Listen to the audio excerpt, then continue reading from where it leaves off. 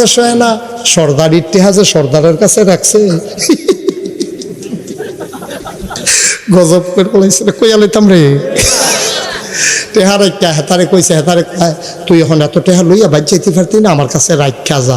পরের দিন গেছে, পরে জরিফানা হয়েছে 50,000, পারে দেয় 25,000।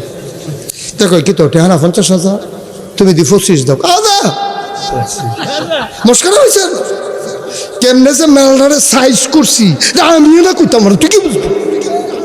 কত মানুষের কত টাকা খাওয়াইয়া টাওয়াইয়া লাইন করছি, 25 যে পাইছো আলহামদুলিল্লাহ, 33 বাহ্যিক দাও।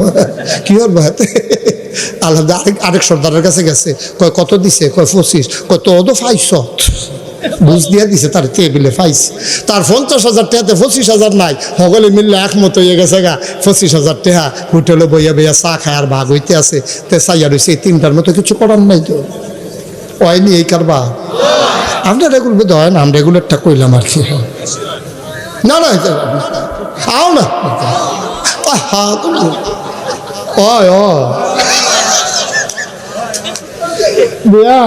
দেশটা যে কেমনে ঠিক কেমন হলো কথা, আরেকটা মনে পড়ছে না, নাকি কয়ে যা কেমনে যে দেশটা রয়েছে আল্লাহ দেখা রে, আল্লাহ দেখা রাখছে। আমরা ঠেকা ফুটে মরলাম বুঝলাম, ঠিক কিনা ক?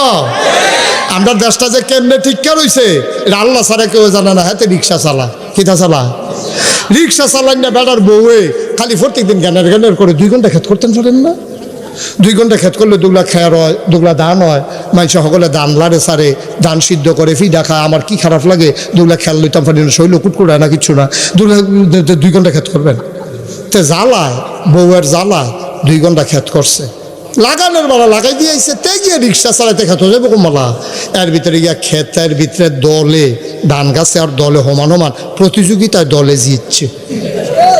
ধান গাছ তল ফিরে গেছে গা। আরেকবার ডাক দেখো, ভাবি তো কিতা কয়, ভাই সাহেব দি ধান গাছ লাগাইছে, ঘাসের লাগে দি ধান গাছ দেখা যায় না।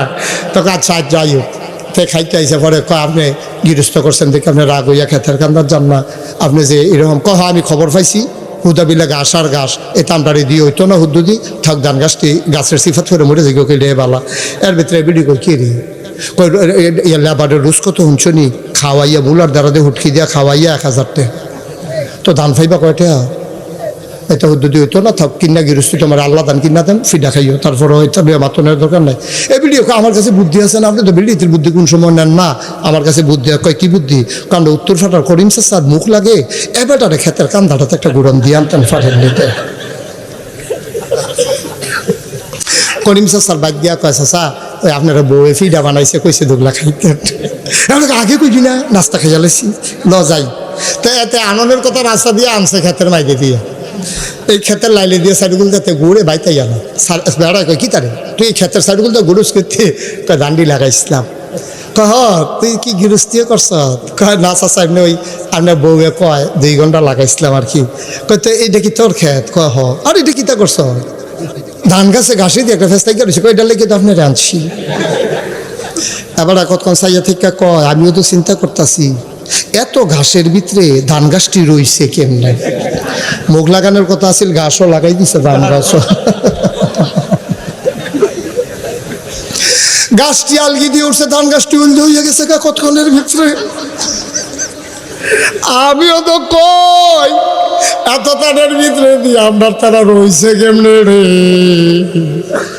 এটি তো টিহনের কথা না, ওই দইয়া রুডা বাড়ি জায়গানের কথা। আল্লাহ দেখে আমরারে রাখছে। আমি প্রেস ক্লাবে গেছিলাম একটা সম্মেলনে, বড় বড় সাংবাদিকরা আলাপ করতে আছে, কয় বাংলাদেশটা রইছে কেমনে, আমরা কইতাম ফারাম। আমি কই কনছেন কেমনে রইছে, কয় সব দেশ বিভিন্ন ফেরেস্তারা তো সাইডা দিছে, আর বাংলাদেশটা আল্লাহ নিজেরা তো রাখছে দেখাও হন রইছে। তারা মজা করে কইছে, কিন্তু কথাটা আমার পছন্দ হয়েছে, কথাটা আমার পছন্দ হয়েছে। আমরা রে সাইয়ারা হুন্না নাই রে, আমরা রে সাইয়ারা হুন্না নাই।